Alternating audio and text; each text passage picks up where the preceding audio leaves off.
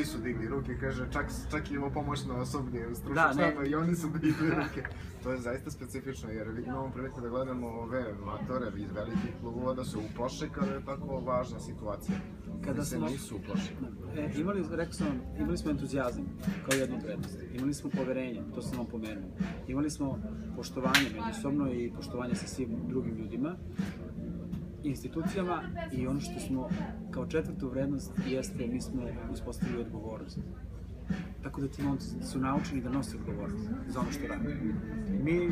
Mimo tih penala, znate kako postoji jedan dnevni režim kada ste na nekim pripremama, kada ste tako na tim nekim turnirima, takmičenjima, kad je ustajanje, kad je doručak, kad je ručak, kad je večera, kad su sastanci, tako. Pa onda kontrole, kad se ide na spavanje, tako da, pa se onda kontroliš, posebno mlade sportiste, treneri kontrolišu kuću.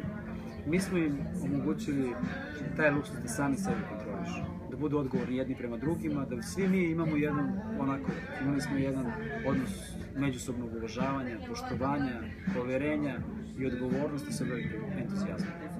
Dakle, da smo mi napravili jednu grupu koja je zasnovana na te 4 vrednosti i bez problema momci su odgovorno rekli svi četiri.